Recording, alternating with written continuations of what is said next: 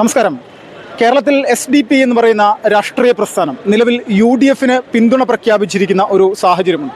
പരസ്യമായിട്ട് ആ ഒരു പിന്തുണ തള്ളിക്കളയാനായിട്ട് UDF നേതൃത്വം ഇന്നോളം തയ്യാറായിട്ടില്ല. ഈ സമയത്ത് തൃശ്ശൂർ പാർലമെൻറ്റ് മണ്ഡലത്തിൽ ഏകദേശം 14,000-ഓളം വോട്ടാണ് SDP-ക്കുള്ളത്. തീരദേശ മേഖലയിൽ വലിയ തരത്തിലുള്ള പ്രവർത്തനങ്ങളും പല രാഷ്ട്രീയ സംഘർഷങ്ങളും കൊലപാതകങ്ങളടക്കം ഇവിടെ പോപ്പുലർ ഫ്രണ്ട് അടക്കമുള്ള സംഘടനകളുമായി ബന്ധപ്പെട്ടുകൊണ്ടെല്ലാം ഉണ്ടായിട്ടുണ്ട്. അപ്പോൾ തൃശ്ശൂരിലെ തീരദേശ മേഖലയിൽ നിന്നുള്ള BJPയുടെ ബ്ലോക്ക് പഞ്ചായത്ത് മെമ്പറായിട്ടുള്ള ബഗീഷ് പുരാടൻ നമ്മോടൊപ്പം ചേരുകയാണ്. അദ്ദേഹത്തിൻ്റെ അഭിപ്രായങ്ങൾ നമുക്ക് തേടാം. ചേട്ടാ നമസ്കാരം. നമസ്കാരം. ഇപ്പോൾ നിലവിൽ UDF ഇവിടെ കേരളത്തിൽ SDP-യുടെ പിന്തുണ യഥാർത്ഥത്തിൽ സ്വീകരിച്ചിരിക്കുകയാണ്. എത്രത്തോളം ഉണ്ട് ആ ഒരു നിലപാടിനെതിരെ നിങ്ങളൊരു പ്രവർത്തനം? ഈ ഒരു സംഭവം മുൻകാലങ്ങളിൽ CPM ആണ് SDP-യുടെ പിന്തുണ സ്വീകരിച്ച് ഒരു വോട്ട് ബാങ്ക് രാഷ്ട്രീയം കളിച്ചിരുന്നത്. ഇപ്പോൾ അത് UDF പരസ്യമായി അതിന് അനുകൂലമായിട്ടുള്ള പ്രവർത്തനങ്ങളാണ് നടത്തിക്കൊണ്ടിരിക്കുന്നത്. തീരദേശ മേഖലയിൽ ഏകദേശം 6ഓളം കൊലപാതകങ്ങളാണ് ഈ SDP ഉൾപ്പെടെയുള്ള സംഘടനകൾ നടത്തിയിട്ടുള്ളത്, തൃശ്ശൂരിൽ മാത്രം. അത് തീരദേശ ജനങ്ങളിൽ, പ്രത്യേകിച്ച് മത്സ്യത്തൊഴിലാളി സമൂഹത്തിൽ വലിയ തരത്തിലുള്ളൊരു കോൺഗ്രസ് വിരുദ്ധ മനോഭാവം തന്നെ ഈ ഒരു SDP ബാന്ധവം സൃഷ്ടിച്ചിട്ടുണ്ട്. അതിൽ വലിയ രീതിയിലുള്ളൊരു പ്രതിഷേധം തന്നെ മൊത്തം ജനങ്ങൾക്കുണ്ട് എന്നാണ് ഞാൻ മനസ്സിലാക്കുന്നത്. ഇപ്പോൾ ഈ തൃശ്ശൂർ പാർലമെൻറ്റ് മണ്ഡലത്തിലെ ഹൈന്ദവ സമൂഹം ഈ ഒരു ഇലക്ഷന് എത്രത്തോളം ഈ ഒരു UDFൻ്റെ നിലപാടിനെ എങ്ങനെ കാണും?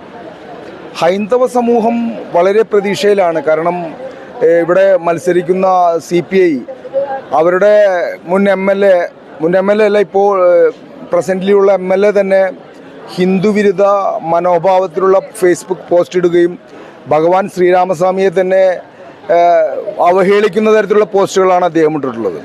അപ്പോൾ ആ ഒരു പോസ്റ്റിനോടും ആ ഒരു ഹൈന്ദവ വിരുദ്ധ മനോഭാവത്തോടും തൃശ്ശൂരിലെ പ്രബുദ്ധരായിട്ടുള്ള ഹൈന്ദവ ജനത ബാലറ്റിലൂടെ പ്രതികരിക്കുമെന്ന് തന്നെയാണ് നമുക്ക് മനസ്സിലാക്കാൻ സാധിക്കുന്നത്. ഇപ്പോൾ ഈ SDP അല്ലെങ്കിൽ പോപ്പുലർ ഫ്രണ്ട് എന്ന് പറയുന്ന സംഘടനയ്ക്ക് ഇവിടെ ഏകദേശം ഇവരുടെ രാഷ്ട്രീയ പ്രസ്ഥാനം SDP തന്നെയാണ്, തർക്കമില്ല. അവർക്ക് 14,000-ഓളം വോട്ടുണ്ട് ഈ പാർലമെൻറ്റ് മണ്ഡലത്തിൽ. അത് 2019-ലായിരുന്നു. ഇപ്പോൾ 2024 എത്തി നിൽക്കുന്ന ഈ ഒരു സാഹചര്യത്തിൽ അത് വർദ്ധിക്കാനാണ് സാധ്യത. ഒരു 20,000 മുതൽ 25,000 വരെ വേണമെങ്കിൽ മാറാം. അപ്പോൾ ഇതൊക്കെ UDFൻ്റെ ഒരു വിജയം എന്നുള്ള രീതിയിൽ അവർ പ്രതീക്ഷിക്കുന്നുണ്ട്.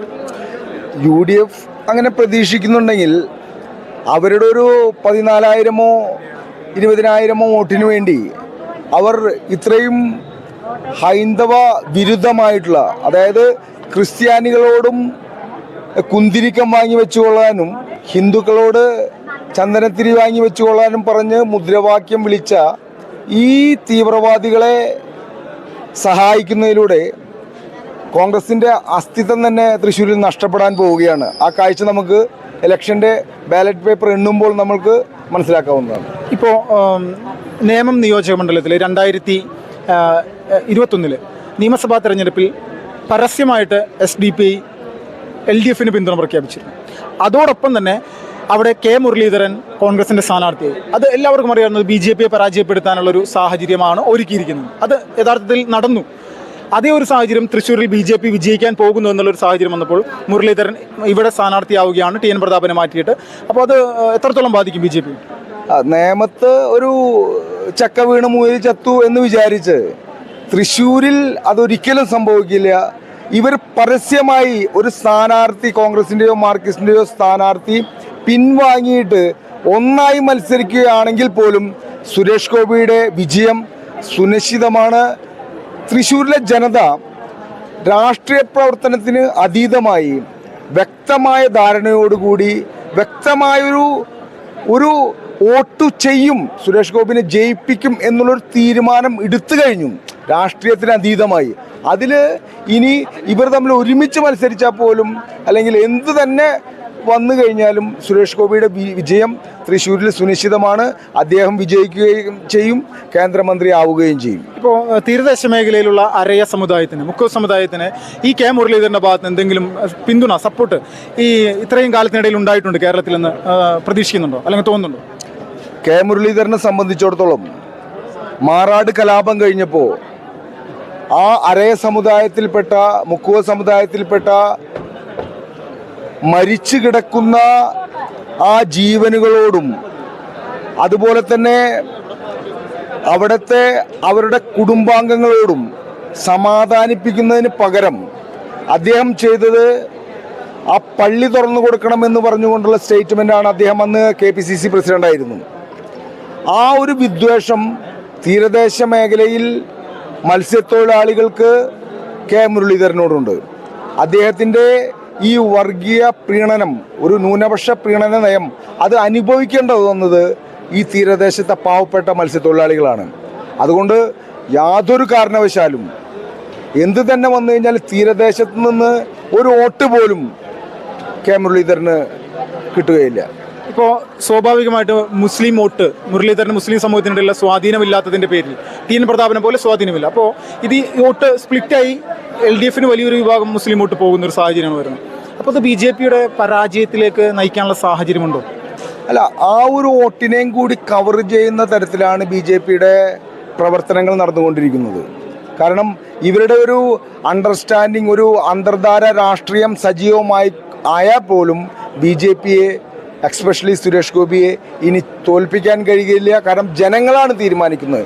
ഇവരുടെ അന്തർധാര കേട്ട്, ഇവരുടെ ഈ പ്രസംഗങ്ങൾ കേട്ട് വോട്ട് ചെയ്യുന്ന കാലഘട്ടം മാറി. ജനങ്ങൾ വ്യക്തമായ ധാരണയോടുകൂടി, വ്യക്തമായ ഒരു ഉറപ്പോടു കൂടിയാണ് പ്രവർത്തിക്കുന്നത്. പ്രത്യേകിച്ച് സ്ത്രീജനങ്ങൾ, മാർക്സിസ്റ്റോ കോൺഗ്രസോ അല്ലെങ്കിൽ ലീഗോ എന്നല്ല, നിരവധി സ്ത്രീകൾ അവരുടെ പരമ്പരാഗതമായിട്ടുള്ള രാഷ്ട്രീയ ചായ്വ് മാറ്റിവെച്ചുകൊണ്ട് സുരേഷ് ഗോപിയെ ജയിപ്പിക്കും എന്നുള്ളൊരു തീരുമാനത്തിലാണ് അവർ നടന്നുകൊണ്ടിരിക്കുന്നത്. അതുകൊണ്ട് വിജയത്തിൻ്റെ കാര്യത്തിൽ സ്ത്രീകളുടെ വോട്ട് മാത്രം നേടി സുരേഷ് ഗോപി വിജയിക്കുമെന്നാണ് എൻ്റെ ഒരു വിശ്വാസം. വളരെ അധികം നന്ദി ഈ ഒരു സമയത്ത് നമ്മോട് പ്രതികരിച്ചതിന്. തൃശ്ശൂരിൽ BJP എന്ന് പറയുന്ന രാഷ്ട്രീയ പ്രസ്ഥാനത്തെ സംബന്ധിച്ച് ഏറ്റവും വലിയ പ്രതീക്ഷ അർപ്പിക്കുന്ന ഒരു മണ്ഡലമായിട്ട് പൂർണ്ണമായിട്ട് മാറിയിരിക്കുകയാണ്. ഇവിടെ നിരവധി വോട്ടുകൾ SDPI കൊണ്ട് 14,000-ന് മുകളിൽ വോട്ടുകളാണ് 2019 അവർ നേടിയെടുത്തത്. അപ്പോൾ ഇത്തവണ UDFൻ്റെ പിന്തുണ SDPI അല്ലെങ്കിൽ SDPI പൂർണ്ണമായിട്ട് UDFനെ പിന്തുണക്കുന്നു എന്ന് പറയുന്ന ഈ ഒരു സാഹചര്യത്തിൽ അത് വരുന്ന തിരഞ്ഞെടുപ്പിൽ അല്ലെങ്കിൽ കുറച്ച് ദിവസങ്ങൾക്ക് ശേഷമുള്ള തിരഞ്ഞെടുപ്പിൽ എത്രത്തോളം വലിയ രീതിയിൽ ഇവിടുത്തെ മുന്നണികളെ ബാധിക്കുമെന്ന് നമുക്ക് കണ്ടു കാണാം. തൃശ്ശൂരിൽ നിന്നും വിപിൻ ലാൽ, ഫാസ്റ്റ് റിപ്പോർട്ട്സ്.